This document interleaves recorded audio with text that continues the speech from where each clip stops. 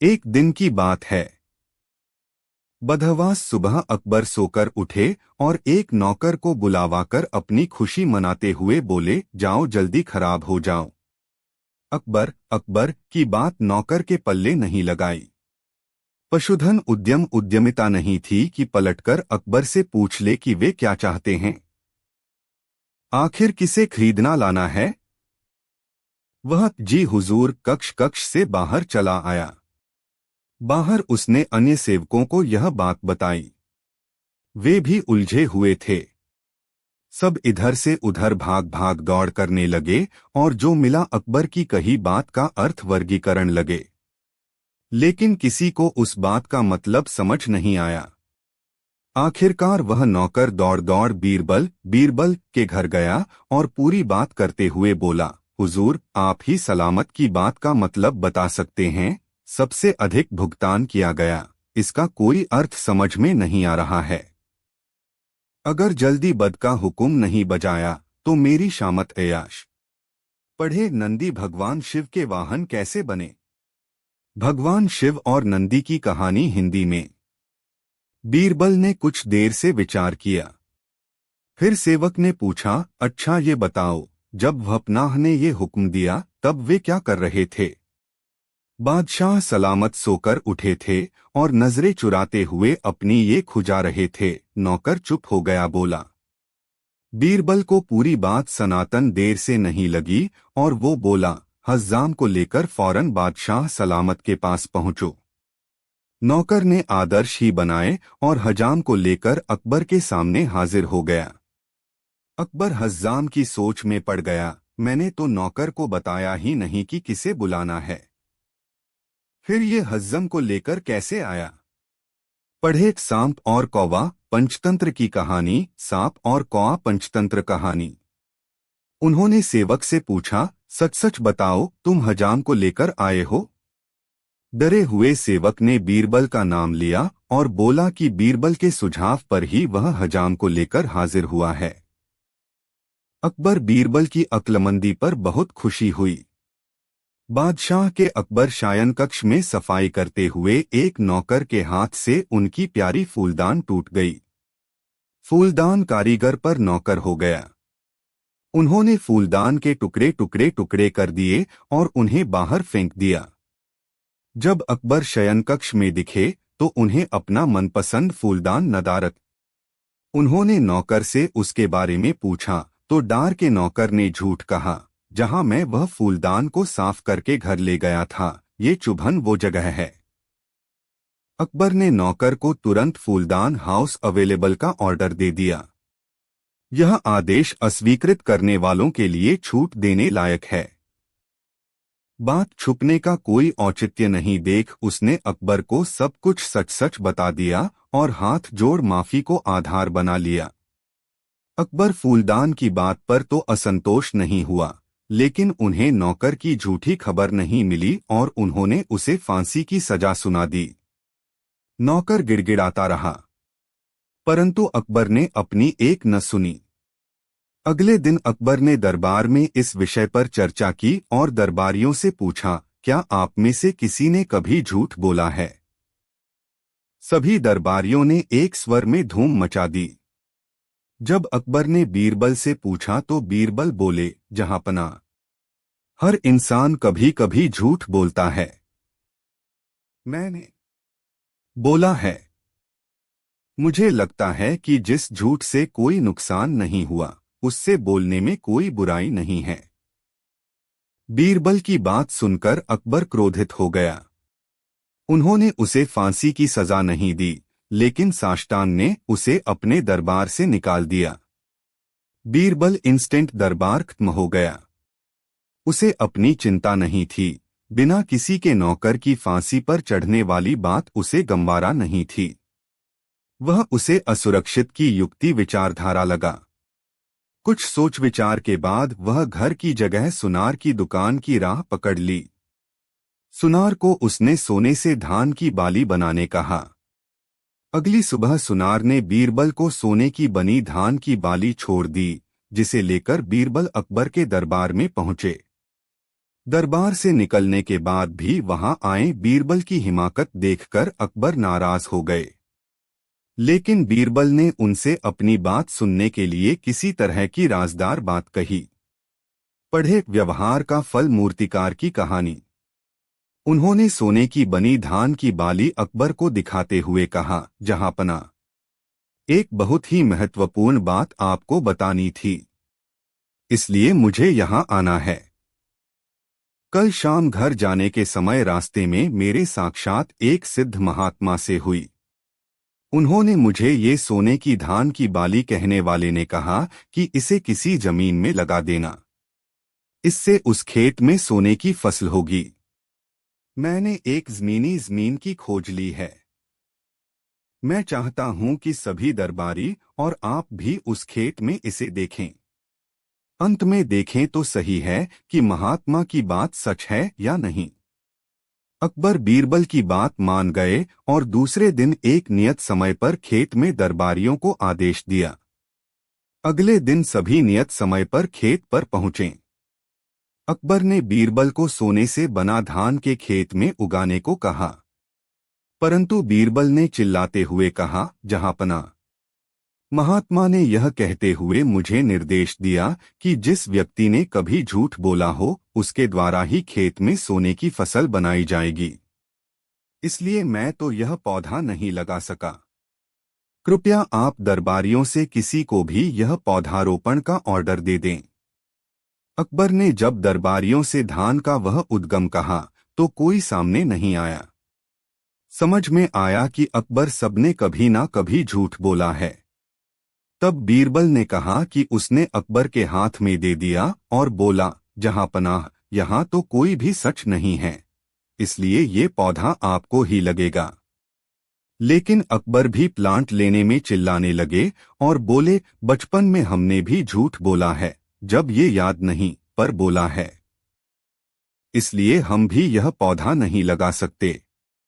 बीरबल के इस कथन के बाद उन्होंने कहा, जहांपनाह, इस उपाय को मैंने सुनार से सीखा है। मेरा उद्देश्य मात्र आपको यह समझाना था कि दुनिया में कभी न कभी कोई इंसान झूठ बोलता है। जिसका झूठ किसी का बुरा नहीं है, वह झूठा झूठ नहीं है। अकबर बीरबल की बात समझ गए थे। उन्होंने उसे वापस दरबार में रखा और नौकर की फांसी की सजा माफ कर दी। बीरबल ने पलटी बाजी। अकबर बीरबल की कहानी। एक दिन की बात है। अकबर राजदरबार की समीक्षा समाप्त होने पर दरबारियों ने पिछली रात को अपना सपना सुनाते हुए कहा था। अंधेरी रात थी। मैं और बीरबल एक दूसरे की ओर चल रहे हैं। डार्क में कुछ दिखाई नहीं देने के कारण हम दोनों एक दूसरे से ब्लॉक बकर गिर पड़े। लेकिन शहीद का शुक्र है कि मैं खेड़ के तालाब में गिरा। और क्या आप जानते हैं कि बीरबल कहाँ गिरा है? नाली में। बीरबल से जलने वाले दरबारियों ने एक स्वर में कहा और थकाके लगाए लगे। अकबर भी उनके साथ हो। उस दिन अकबर भी बीरबल के मनमोहक लेना चाहते थे और अपनी बातों से उन्हें निरुत्तर कर देना चाहते हैं। पढ़े अकबर बीरबल के 10 चमत्कार चुटकुले। अकबर और सभी दरबारियों को हंसते हुए देखकर भी बीरबल की शहादत नहीं हुई। वह शांति से थक के बंद होने का इंतजार करने लगा। जैसे ही ठहाके बंद हुए, वो अपनी जगह से उठ खड़ा हुआ और बोला, जहांपनाह, इत्तेफाक की है कि कल मैंने भी यही सपना देखा था, लेकिन शायद आपकी एकजुटता के कारण हमारा स्टॉक फिर से टूट गया। पर मैंने अंत तक सपना देखा है, इसलिए आपको ये बातें बताई गईं कि क्या हुआ। क्या हुआ? अकबर ने कहा। आप खेड़ के तालाब से बाहर निकले और मैं नाली से बाहर निकला। खुदकुशी को साफ करने के लिए हमने पानी की तलाश की, लेकिन हमें कहीं भी पानी नहीं मिला। तब जानते हैं हमने क्या किया? क्या किया? अकबर का कौतूहल बढ़ रहा था।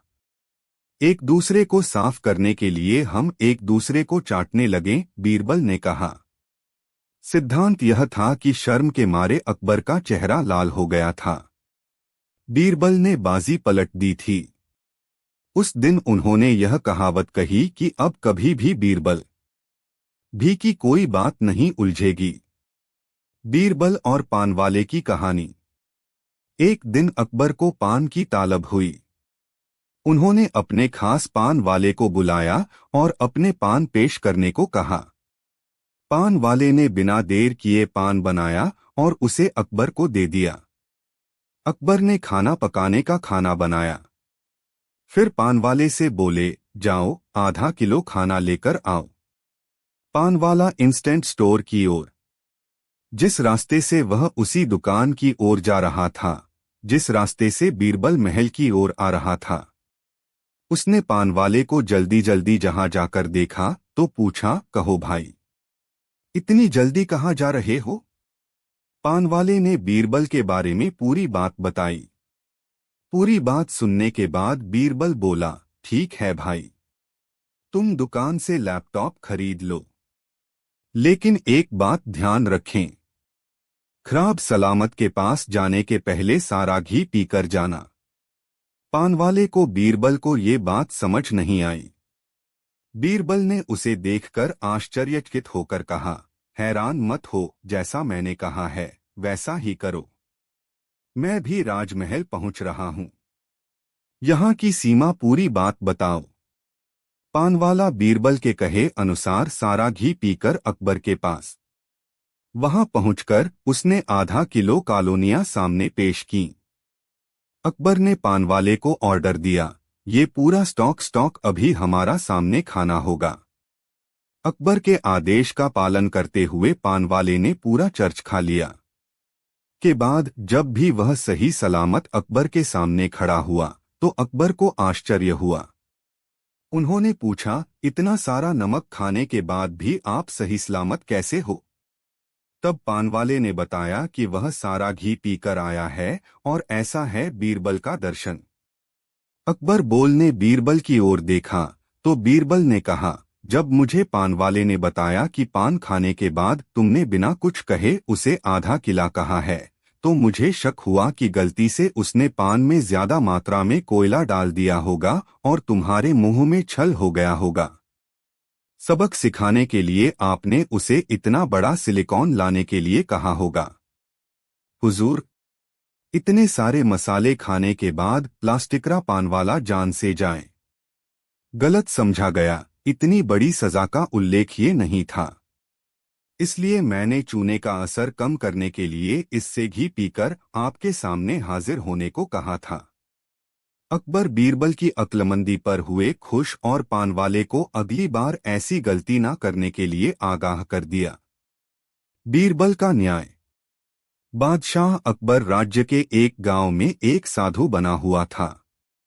अपना भविष्य जानने वाले लोगों का उसके पास तांता लगा हुआ था। हर किसी को यह विश्वास था कि वह बिल्कुल सही भविष्यवाणी करता है।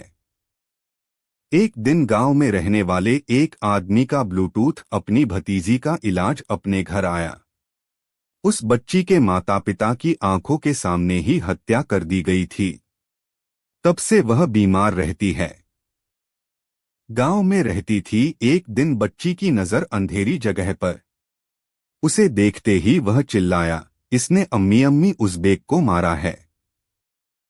बच्ची के इस इल्जाम पर अंधेरा साधु बिगड़ गया। उनके रिश्तेदार ने कहा, मुझे अंधेरे पर यह कैसा इल्जाम लग रहा है, इसे समझाना चाहिए। साधु से माफी मांगकर बच्ची के छात्रावास घर चले आए। घर पर बच्ची पूरे दिन रोती रही और यही कहती रही कि वह साधु ही अपने माता पिता का हत्यारा है। आखिरकार अब्बास की बात पर विश्वास हो गया और उन्होंने तय किया कि वे उस रिश्ते में बीरबल की मदद करेंगे। वे बीरबल के पास पहुंचे और उन्हें पूरी बात बताई। पूरी तरह से जानकार बीरबल ने कहा, आप लोग बादशाह अकबर के दरबार में बात करने के लिए इंतजार कीजिए, मैं कुछ देर में आता हूं। उन्होंने ही डिजाइन किया। इधर बीरबल ने अंधेरी साधु को भी अकबर के दरबार में आमंत्रित किया। पढ़े स्वर्ग की कुंजी तेनालीराम की कहानी। साधुओं के दरबार में बीरबल ने अकबर और सभी साथियों के सामने तलवारें निकाली और साधुओं को मारने के लिए उसे बंद कर दिया। इसने साधु को डरा दिया और उसने अपने कपड़े के पीछे छिपकर रेकी तलवारें निकाल ली। बीरबल को समझ आ गया कि साधु अंधेरा नहीं है, बल्कि वह अंधेरा का दिखावा कर रहा है। उन्होंने सारा माजरा अकबर को बताया और बच्ची को जस्टिस ऑपरेट की गुजारिश अकबर से की। अकबर ने सैनिकों को आदेश दिया कि वे साधुओं को बंदी बना लें। साधुओं से बंदी गृह में पूछताछ की गई तो उसने अपना अपराध बोध कर लिया। उसे फांसी की सजा सुनाई गई।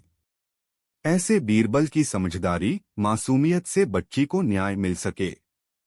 बीरबल की चित्रकारी। बादशाह अकबर अपने दरबारियों से कुछ एलिजाबेथ काम करने की बातें कहते थे और न कर पाए पर बहुत टूट गए थे।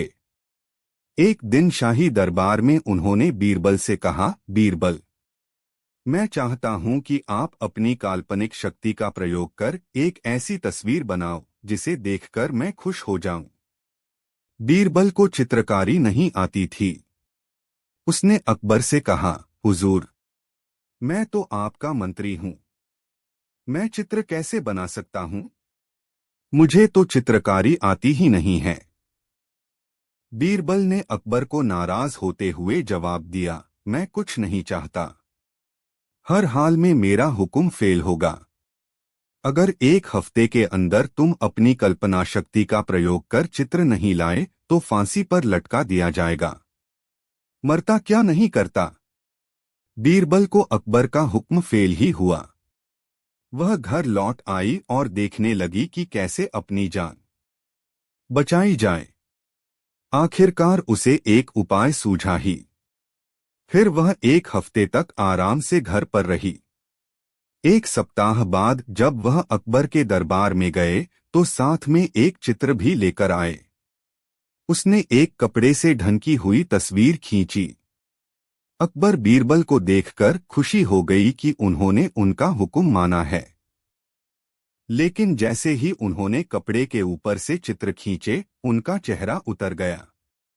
दरबारी भी हैरान कर देने वाली बात हो गई कि एक महल में बादशाह की खुशी की कहानी क्या खो गई। सबने बीरबल के चित्र लाए। इसमें एक कोरा कागज भरा था जिसमें चित्रों का कोई नमोनिशान नहीं था।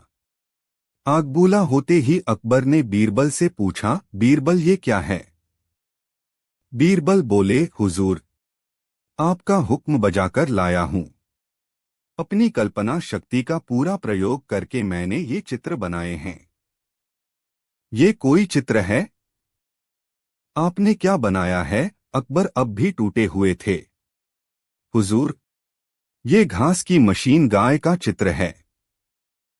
बीरबल ने अभिलेख से उत्तर दिया, लेकिन इसमें कोई गाय नजर नहीं आ रही है, न ही घास। हुजूर, जैसे मैंने अपनी कल्पना का उपयोग किया है वैसे ही आप भी चकित हैं। इस चित्र में घास नहीं है क्योंकि घास गाय खाई जाती है, लेकिन गाय भी तो नहीं है। हुजूर, घास खाने के बाद भला गाय यहां क्या करेंगे? वह भी चला गया है। बीरबल मासूमियत से बोला। ये दुखी अकबर जोर से हंस पड़े और उनका गुस्सा काफूर हो गया।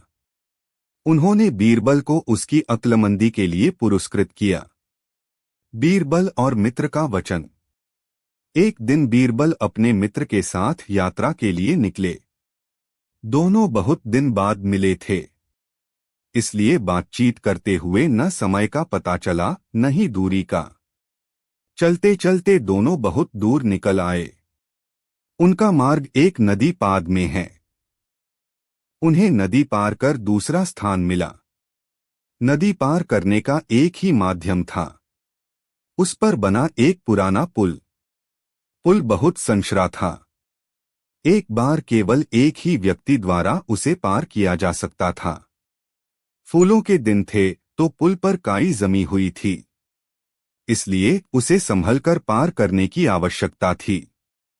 पहले बीरबल पुल पार करने के लिए धीरे धीरे सलामत नदी को पार करने के लिए प्रेरित किया गया। अब मित्र की बारी थी। वह भी पूरी सावधानी से पुल पार करने लगा। लेकिन पूरी तरह सावधानी बरतने के बाद भी नदी के दूसरे छोर तक से कुछ दूर पहले उसका संतुलन बिगड़ गया और वह नदी में जा गिरा। मित्र को नदी में पेंसिल देखो बीरबल फुल्टी से अपना हाथ पकड़ लो और बोलो, मित्र जल्दी से मेरा हाथ पकड़ लो, मैं पंखुड़ी बाहर खींच लूंगा। मित्र ने आदर्श बनाया। उसने बीरबल का हाथ पकड़ लिया और बीरबल ने उसे पकड़कर अपनी ओर खींच लिया। बीरबल ने जोर से उसे बाहर खींचते हुए कि बोला, मेरे प्राण बचाने के लिए धन्यवाद बीरबल। मैं प्रतिज्ञा देता हूं कि इसके लिए मैं एक बड़ी धन राशि पुरस्कार स्वरूप प्रतिज्ञा लेता हूं। यह कहावत थी कि बीरबल बे ने कहा धन्यवाद और दोस्त का हाथ छोड़ दिया। दोस्त फिर से पानी में गिर गया, लेकिन वह तब तक लगभग किनारे तक पहुंच चुका था। कठिन संकट कर वह नदी के बाहर आ गया। बाहरी रूप से ही उसने बीरबल से पूछा, क्यों? मेरे साथ ऐसा क्यों? मेरा हाथ अचानक क्यों छूट गया? अपना पुरस्कार लेने के लिए बीरबल तपाक से बोला, पुरस्कार? लेकिन वह तो मुझे हथियार नदी से बाहर के दौरे के बाद देता है। तुम मेरे लिए सुरक्षित बाहर की प्रतीक्षा करो। मित्र बोला, तुम भी मुझे पुरस्कार की बात देखने से पहले पानी से बाहर जाने की प्रतीक्षा कर लेना मित्र, बीरबल ने शांत भाव से उत्तर दिया। बीरबल का सुझाव है कि वह मित्र कभी भी एक दूसरे की सहायता पुरस्कार के लिए प्राप्त न करे। बीरबल की बात समझकर उसके मित्र ने उसे क्षमा कर दी और उसका धन्यवाद भी किया। मित्रता धन से भारी है, उसे धन के पैमाने में कोई तौलना नहीं चाहिए। बीरबल और तानसेन का विवाद। बादशाह अकबर के नवरत्नों में से 2 रत्न तानसेन और बीरबल में एक दिन विवाद हो गया। विवाद का विषय दोनों स्वयं को एक दूसरे से गुणी बताते थे। विवाद की खबर जब बादशाह अकबर तक पहुंची तो उन्होंने दोनों को अपने अपने पास बुलाया और कहा, अगर तुम दोनों इस विवाद पर सहमत नहीं हो रहे हो तो मध्यस्थ को परेशान करने के लिए अपने विवाद का समाधान करना चाहिए। अकबर की बात सुनकर बीरबल बोले, जहांपना, आपकी बात से हम दोनों इस बात पर सहमत हैं। बंधु वशीकरण ये है कि हम मध्यस्थ बने किसे? कृपया आप ही कोई मध्यस्थ सुझाव दें। अकबर ने सुझाव देते हुए कहा, तुम दोनों ज्योतिषी प्रताप को अपना मध्यस्थ बनाओ। बीरबल और तानसेन बोथर सयासी प्रताप का अपना मध्यस्थ निर्माण तैयार हो गया। अगले दिन दोनों उनके पास पहुंचे। वहां पहुंचकर गायनाचार्य तानसेन ने तुरंत अपनी रागनी छेड़ दी। बीरबल खामोशी से अपने अवसर की प्रतीक्षा करने लगा। आधार तानसेन के अवास्तविक गायन से उन्हें अवसर प्राप्त नहीं हो रहा था। जब विद्या ने देखा कि तानसेन अपनी गायकी से प्रताप को मोहित कर बाजी मार लेना चाहती है तो उसने तानसेन के बीच में तानसेन को टोकाते हुए राणा से कहा, राणा जी, हम दोनों एक साथ शाही दरबार से आपके लिए यहाँ मध्यस्थ बने हैं। हमें आपके निर्णय पर पूर्ण विश्वास है और जो भी आपका निर्णय होगा हमें विश्वास होगा। बीरबल ने आगे कहा, मार्ग में मैंने पीटर में और मियाँ तानसेन ने ख्वाजा की दरगाह में मन्नत का हकदार है। मैं मनाता हूँ कि यदि मैं आपके दरबार से मानपत्र प्राप्त कर वापस कर दूं तो 100 गायें ब्राह्मणों को दान कर देंगे। मियाँ तानसेन ने मनात को छोड़ दिया है कि यदि वे आपसे मानपत्र प्राप्त कर रिटर्न देंगे तो 100 वस्त्र की कुर्बानी दे देंगे। अब 100 ग्राहकों का जीवन और मरण आपका हाथ है। यदि उन्हें जीवनदान देने का विचार है तो मुझे मानपत्र दे दीजिए। किसान प्रताप का वध कैसे देते हैं? गायें उन्हें मातातुल्य और पूजनीय थी, इसलिए उन्होंने बीरबल को मानपत्र देते हुए अकबर को संदेश दिया, बीरबल बड़ा नीतिज्ञ है, उसकी इतनी बड़ी जायकी कम है। इस प्रकार तानसेन और बीरबल के विवाद में बीरबल ने अपनी अक्लमंदी से विजय प्राप्त की। बीरबल की तस्वीरें। वह रात भर अकबर के सैनिकों की निगरानी में यमुना में कमर तक पानी में डूबकर खड़ा रहा। भोर होते ही सैनिक उसे लेकर अकबर के सामने हाजिर हो गए। अकबर के लिए यह विश्वास कर पाना मुश्किल था। उन्होंने धोबी से पूछा, तुम सारी रात यमुना के पानी में कैसे रहोगी? जहांपनाह, मैं रात भर आपके महल में जलते दीपक को देखता रहा और इस तरह पूरी रात गया। धोबी बोला, पढ़े जो चाहेगा सो पाओगे प्रेरणादायक कहानी। यह सुनकर अकबर का तारा ऊपर चढ़ गया और उसने कहा, ओह, तो तुम सारी रात महल के दीपक से गर्माहट ले रहे हो, ये तो माओ फाउली की है। तुम इनाम के नहीं बल्कि सजा के हकदार दो। प्रोजन इसे बंद बना लो। निर्धन धोबी को कारागार में डाल दिया गया। जब ये बात बीरबल को पता चली तो वो बड़ा दुखी हुआ। उस दिन वह दरबार में नहीं गया। दरबार से बीरबल को नदारत पाक अकबर ने एक सैनिक को बुलवाने के लिए अपने घर बुलाया। सैनिकों ने वापस आकर अकबर को बताया कि बीरबल ने भोजन नहीं किया है, वह विस्तार कर रहा है। जांच वह दरबार में हाजिर हो जाएगा। समय बीत गया। सुबह से 2-2 से शाम हो गई, लेकिन बीरबल दरबार में हाजिर नहीं हुआ। बीरबल ने कभी ऐसा नहीं किया। बीरबल की ये हरकत अकबर की समझ से बाहर थी। शाम को वह स्वयंभू सैनिक सहित बीरबल के घर पहुंचे। वहां पहुंचकर उन्होंने देखा कि बीरबल अपने घर के आंगन में चारपाइयां लेटा हुआ है। पास ही एक पेड़ के नीचे आग जल रही है और ऊपर घड़ा फंसा हुआ है। ये नजारा देख अकबर दिल में तो पड़े ही, साथ ही नाराज भी हो गए। गुस्से में लाल पीले होते हुए उन्होंने बीरबल से पूछा, ये क्या है बीरबल? तुम अब तक दरबार में हाजिर क्यों नहीं? मेरी खब स्पेक्ट्रमाई थी जहांपनाह कि मैं विराम बना रही हूं, दाखिले दरबार में हाजिर हो रेस्तरा। देखिए सामने पेड़ पर लटके घड़े में पंख पक रही है। पेड़ पर लटके घड़े की ओर इशारा कर बीरबल ने उत्तर दिया, ऐसी कोई रचना नहीं है। पेड़ के नीचे जल रही आग से ऊपर लटके घड़े की आग कैसे जलेगी? अकबर चिल्लाए। जब एनालॉग में धोबी को इतनी दूर स्थित महल में जल रहे दीपक से गर्मी मिल सकती है, तो इस तरह से भी हो सकता है। डिस्काउंट पैक हुजूर। यहां तो आग उस दीपक की तुलना में करीब ही है। बीरबल झट से बोला। बीरबल की बात सुनकर अकबर का क्रोध शांत हो गया।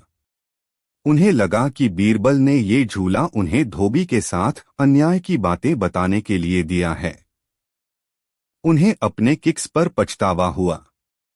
सैनिकों से चिल्लाकर उन्होंने धोबी को कारागार से बाहर निकलवाया और उसे इनाम की 100 स्वर्ण मुद्राएं दी।